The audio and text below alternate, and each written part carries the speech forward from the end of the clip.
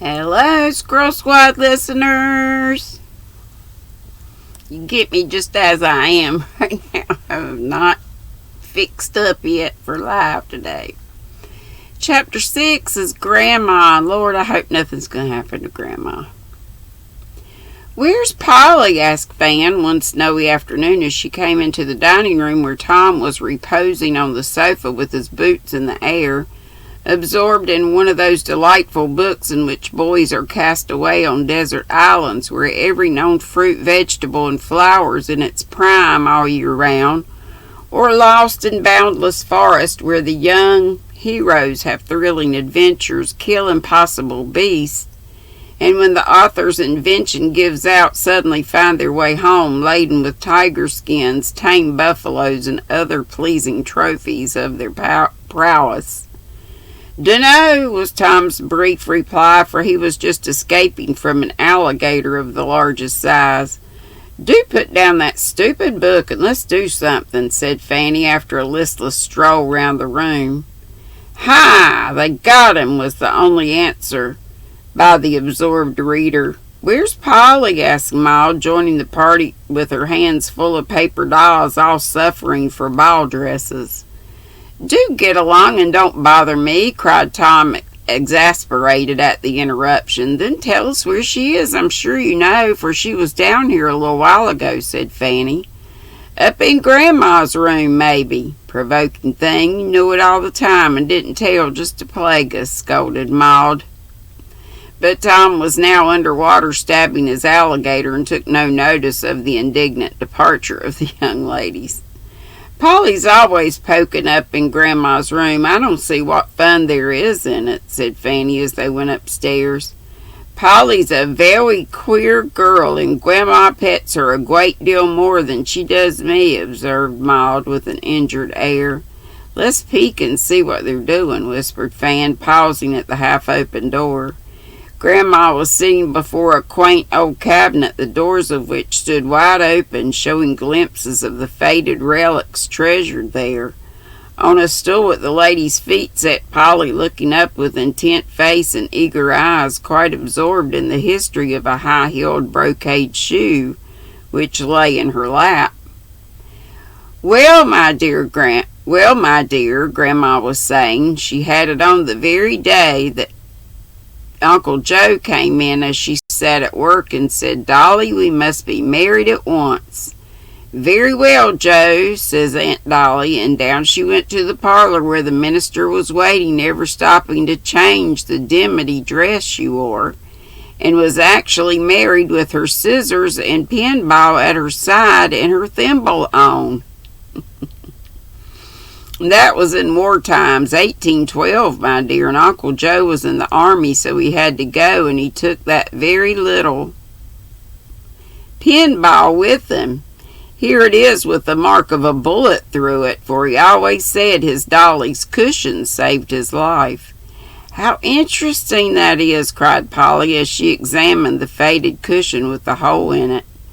"Why, Grandma, you never told me that story," said Fanny, hurrying in, finding the prospect was a pleasant one for a stormy afternoon. "You never asked me to tell you anything, my dear, so I kept my old stories to myself," answered Grandma quietly. "Tell some now, please. May we stay and see the funny things?" said Fan and Maud, eyeing the open cabinet with interest.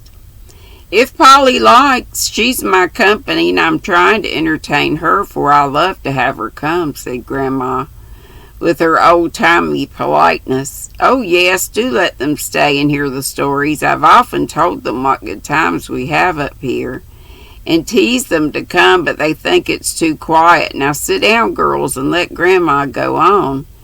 You see, I pick out something in the cabinet that looks interesting, and then she tells me about it," said Polly, eager to include the girls in her pleasures and glad to get them interested in Grandma's reminiscences, for Polly knew how happy it made the lonely old lady to live over her past and to have the children round her.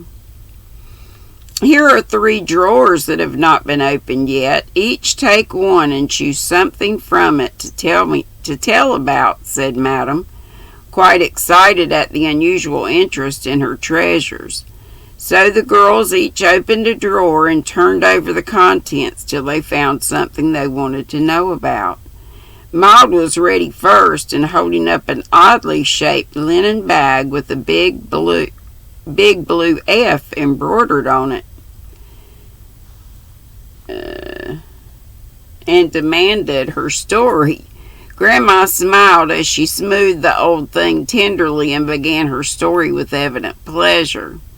My sister Nellie and I went to visit an aunt of ours when we were little girls, but we didn't have a very good time, for she was extremely strict. One afternoon when she had gone out to tea and old Debbie the maid was asleep in her room, we sat on the doorstep feeling homesick and ready for anything to amuse us. "What shall we do?" said Nellie. Just as she spoke, a ripe plum bounced on the ground before us as if answering her question. It was all the plum's fault, for if it hadn't fallen at that minute, I never should have had the thought which popped into my mischievous mind. "Let's have as many as we want and plague Aunt Betsy to pay her for being so cross," I said, giving Nellie half the great purple plum. Now they're going to have a bellyache. "It would be dreadful naughty," began Nellie, "but I guess we will," she added as the sweet mouthful slipped down her throat. "Debbie's asleep. Come on then and help me shake," I said, getting up eager for the fun. We shook and shook till we got red in the face, but not one dropped, for the tree was large and our little arms were not strong enough to stir the boughs.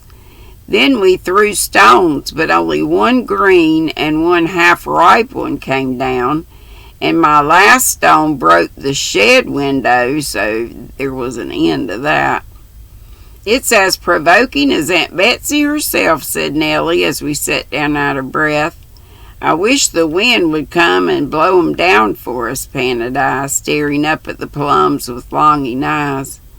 "If wishing would do any good, I should wish 'em in my lap at once," added Nellie. "You might as well wish 'em in your mouth and be done with it if you're too lazy to pick 'em up. If the ladder wasn't too heavy, we could try that," said I, determined to have them. "You know we can't stir it, so what's the use of talking about it? You proposed getting the plums. Now let's see you do it," answered Nellie rather crossly, for she had bitten the green plum and it puckered her mouth. "Wait a minute and you will see me do it," cried I as a new thought came into my naughty head. "What are you taking your shoes and socks off for? You can't climb the tree, Fan." "Don't ask questions, but be ready to pick 'em up when they fall, Miss Lazybones." With this mysterious speech, I pattered into the house barefoot and full of my plan. Upstairs I went to a window opening on the shed roof. Out I got, and creeping carefully along till I came near the tree, I stood up and suddenly crowed like a little rooster. Nellie looked up and stared and laughed and clapped her hands when she saw what I was going to do. "I'm afraid you'll slip and get hurt. Don't care if I do. I'll have those plums if I break my neck doing it." And half sliding, half walking, I went down the sloping roof till the boughs of the tree were within my reach. "Hurrah!" cried Nellie, dancing down below as my first shake sent a dozen plums rattling round her. "Hurrah!" cried I, letting go one branch and trying to reach another, but as I did so, my foot slipped. I tried to catch something to hold by, but found nothing, and with a cry, down I fell, like a very big plum, on the grass below.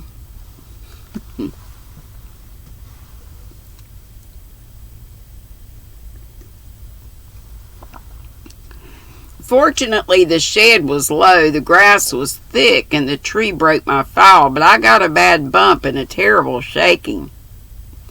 Nellie thought I was killed and began to cry with her mouth full, but I picked myself up in a minute, for I was used to such tumbles, and didn't mind the pain half as much as the loss of the plums. "Hush, Debbie. Debbie will hear and spoil the fun," I said. "I'd get 'em, and I said I'd get 'em, and I have. See what lots have come down with me? So there had, for my fall shook the tree almost as much as it did me, and the green and purple fruit lay all around us. By that time the bump on my forehead had swelled as big as a nut. Our aprons were half full, and we sat down to enjoy ourselves, but we didn't. Oh dear no, for many of the plums were not ripe. Some were hurt by the birds, some crushed in falling, and many as hard as stones. Nellie got stung by a wasp. My head began to ache, and we sat looking at one another rather dismally when Nellie had a bright idea. Let's cook 'em, then they'll be good, and we can put some away in our little pails for tomorrow. That will be splendid. There's a fire in the kitchen. Debbie always leaves the kettle on, and we can use her saucepan. And I know where the sugar is. We'll have a grand time. In we went and fell to work very quietly. It was a large open fireplace with the coals nicely covered and the big kettle simmering on the hook. We raked open the fire, put on the saucepan, and in it the best of our plums with water enough to spoil them. But we didn't know that, and felt very important as we sat waiting for it to boil, each armed with a big spoon, while the sugar box stood between us ready to be used. How slow they were, to be sure. I never knew such obstinate things, for they wouldn't soften, though they danced about in the boiling water and bobbled against the cover as if they were doing their best. The sun began to get low. We were afraid Debbie would come down, and still those dreadful plums wouldn't look like sauce. At last they began to burst. The water got a lovely purple. We put lots of sugar in and kept tasting till our aprons and faces were red and our lips burnt with the hot spoons. There's too much juice, said Nellie, shaking her head wisely. It ought to be thick and nice like Mama's. I'll pour off some of the juice and we can drink it, said I, feeling that I'd made a mistake in my cooking. So Nellie got a bowl and I got a towel and lifted the big saucepan carefully off. It was heavy and hot, and I was a little afraid of it, but didn't like to say so. Just as I began the pour, Debbie suddenly called from the top of the stairs, "Children, what under the sun are you doing?" It startled us both. Nellie dropped the bowl and ran. I dropped the saucepan, but couldn't run, for a part of the hot juice splashed upon my bare feet and ankles and made me scream with dreadful pain. Down rushed Debbie to find me dancing about the kitchen with a great bump on my forehead, a big spoon in my hand, and a pair of bright purple feet. The plums were lying all over the hearth, the saucepan in the middle of the room, the basin was broken, and the sugar swimming about as if the bowl had turned itself over, trying to sweeten our mess for us. Debbie was very good to me, for she never stopped to scold, but laid me down on the old sofa and bound up my poor little feet with oil and cotton wool. Nellie, seeing me lie white and weak, thought I was dying, and went over to the neighbors for Aunt Betsy, and burst in upon the old lady sitting primly at their tea, crying distractedly, "Oh, Aunt Betsy, come quick, for the saucepan fell off the shed and Fan's feet are all boiled purple." It's a lot of sense, don't it? Nobody laughed at this funny message, and Aunt Betsy ran all the way home with a muffin in her hand and her ball in her pocket, though the knitting was left behind. It's a ball of yarn, I reckon. I suffered a great deal, but I wasn't sorry afterward, for I learned to love Aunt Betsy, who nursed me tenderly and seemed to forget her strict ways in her anxiety for me. This bag was made for my special comfort and hung on the sofa where I lay all those weary days. Aunt kept it full of pretty patchwork, or what I like better, ginger nuts and peppermint drops to amuse me, though she didn't approve of cosseting children up any more than I do now. I like that very well and wish I could have been there, was Maud's condescending remark as she put back the little bag, after a careful peep inside, as if she hoped to find an ancient ginger nut or a well-preserved peppermint drop still lingering in some corner. We had plums enough that autumn, but didn't seem to care much about them. After all, for our prank became a household joke, for years we never saw the fruit. But Nellie would look at me with a funny face and whisper, "Purple stockings, Fan." "Thank you, ma'am," said Polly. "Now, Fan, your turn next." "Well, I've a bundle of old letters, and I'd like to know if there's any story about them," answered Fanny, hoping some romance might be forthcoming. Grandma turned over the little packet tied up with a faded pink ribbon. A dozen yellow notes written on rough, thick paper with red wafers still adhering to the folds, showing plainly that they were written before the day of the initial note paper in self-sealing envelopes. They're not love letters, dreary, but notes from my mates after I left Miss Cotton's boarding school. I don't think there's any story about them, and Grandma turned them over with spectacles before the dim eyes so young and bright when they first read the very same notes. Fanny was about to say, "I'll choose again," when Grandma began to laugh so heartily that the girls felt sure she had caught some merry old memory which would amuse them. "Bless my heart, I haven't thought of that frolic these 40 years.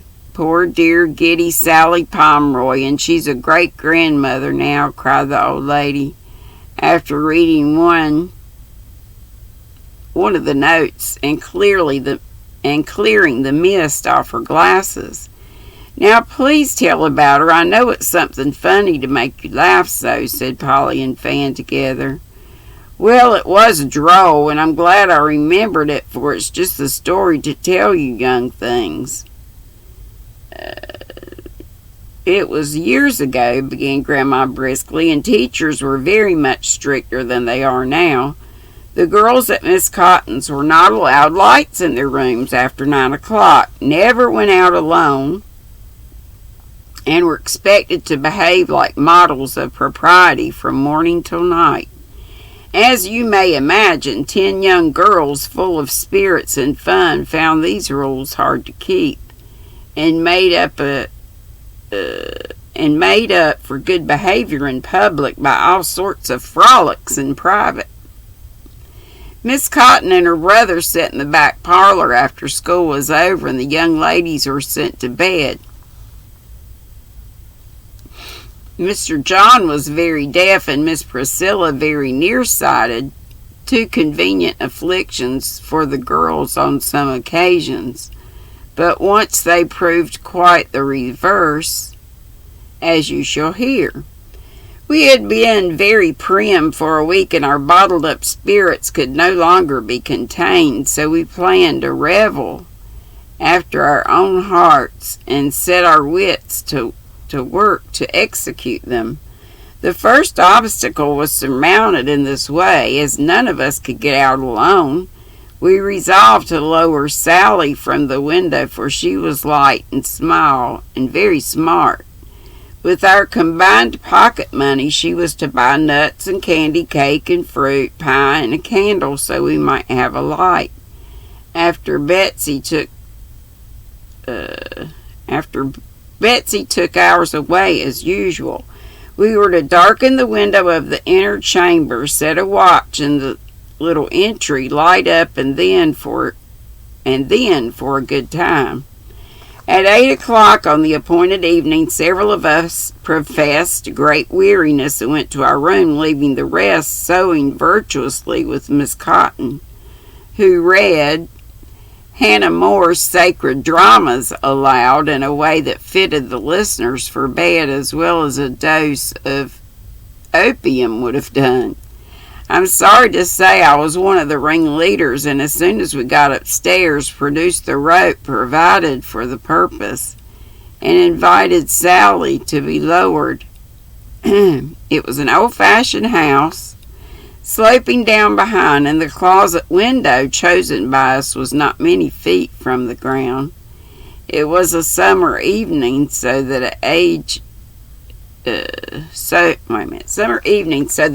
o'clock it was still light.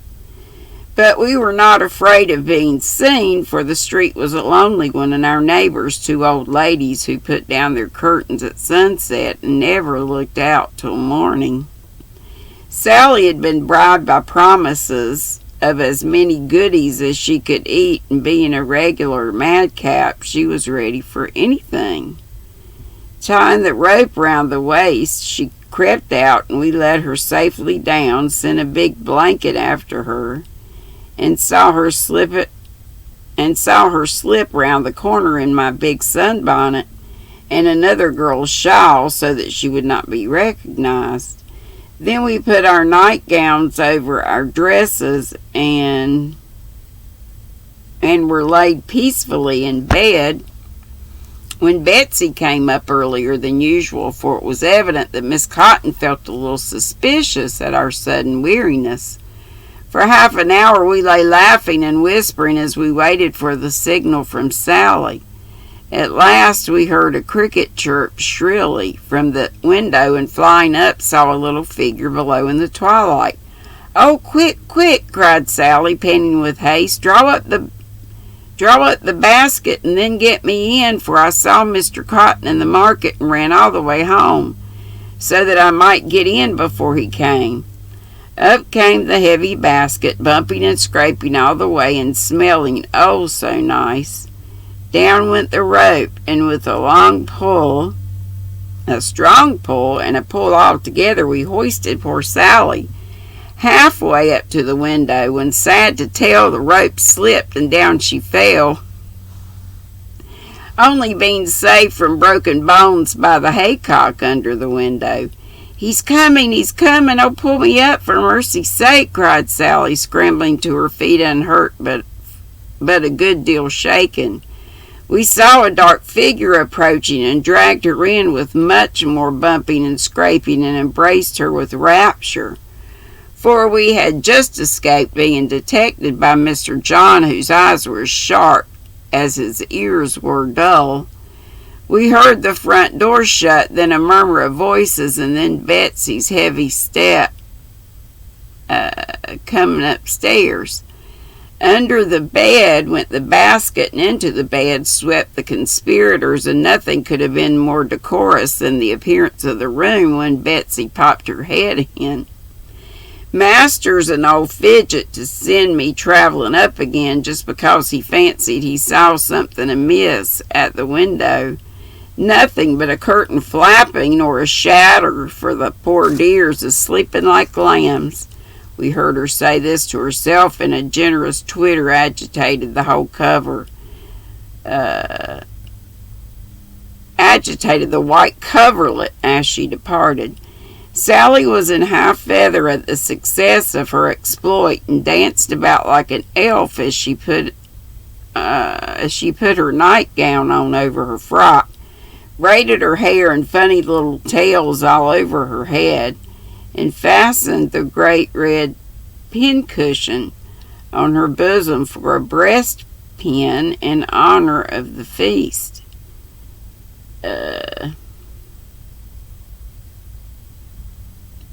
The other girls went to their rooms as agreed upon, and all was soon dark and still upstairs, while Miss Cotton began to enjoy herself below, as she always did when her young charges were safely disposed of.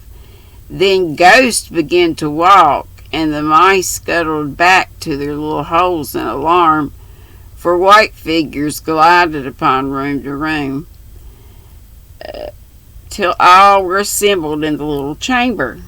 The watch was set at the entry door, the signal agreed upon, the candle lighted, and the feast spread forth upon a newspaper on the bed, with the coverlet arranged so that it could be whisked over the refreshments at a moment's notice.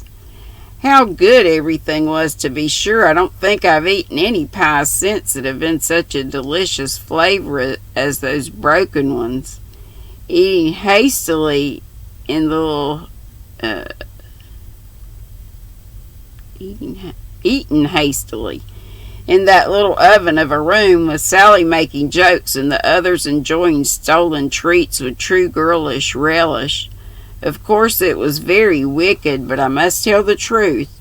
We were just beginning on the cake when the loud scratching of a rat disturbed us. The signal, fly, run, hide, fly, run, hide. Hush, don't laugh, cried several voices, and we scuttled into bed as rapidly and noiselessly as possible, with our mouths and hands full. A long pause, broken by more scratching, but no one came. We decided on sending to inquire what it meant. I went and found Mary, the picket guard, half asleep and longing for her to share of the feast. It was a real rat. I've not made a sound. Do go and finish. I'm tired of this, said Mary, slapping away at the mosquitoes. Back, I hurried with the good news. Everyone flew up briskly. We lighted the candle again and returned to our revel. The refreshments were somewhat injured by Sally's bouncing in among them, but we didn't care and soon finished the cake. Now let's have the nuts, I said, groping for the paper bag. They're almonds and peanuts, so we can crack them with our teeth. Be sure you get the bag by the right end, said Sally. I know what I'm about, and to show her that it was all right, I gave the bag a little shake when out flew the nuts, rattling like a hailstorm all over the floor. Now you've done it, uncarpeted floor, cried Sally as Mary scratched like a mad rat and a door creaked below, for Miss Cotton was not deaf. Such a flurry as we were in. Out went the candle, and each one rushed away as much of the feast as she could seize in her haste. Sally dived into her bed recklessly, demolishing the last pie and scattering the candy far and wide. Poor Mary was nearly caught, for Miss Cotton was quicker than Betsy, and our guard had to run for her life. Our room was the first and was in good order, though the two flushed ladies on the pillows were rather suspicious. Miss Cotton stood staring about her, looking so funny without her cap that my bedfellow would have gone off in a fit of laughter if I'd not pinched her warmingly. Young ladies, what is this unseemly noise? No answer from us but a faint snore. Miss Cotton marched into the next room, put the same questions, and received the same reply. In the third chamber lay Sally, and we trembled as the old lady went in, sitting up. We peeped and listened breathlessly. Sarah, I command you to tell me what this all means. But sadly could only spy. But Sally only sighed in her sleep and muttered wickedly, Ma, take me home. I'm starved at Cotton's. Mercy on me. Is the child going to have a fever? Cried the old lady, who did not observe the telltale nuts at her feet. So dull, so strict. Oh, take me home, moaned Sally, tossing her arms and gurgling like a naughty little gypsy. That last bit of acting upset the whole concern, for as she tossed her arms, she showed the big red cushion on her breast. Nearsighted as she was, that ridiculous object could not escape Miss Cotton. Neither did the orange that rolled out from the pillow, nor the boots appearing at the foot of the bed.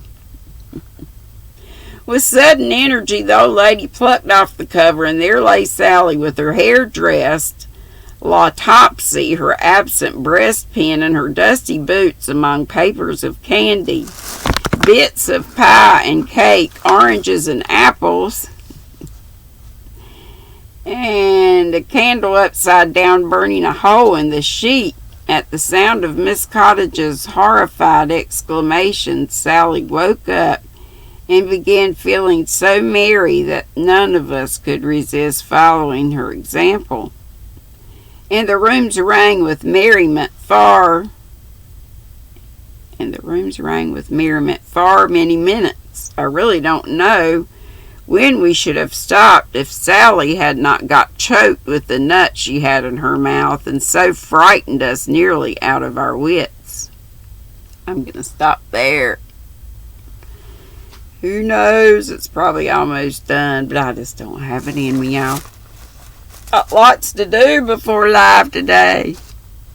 Love y'all. Be sweet, don't be ugly. See you later. Bye-bye.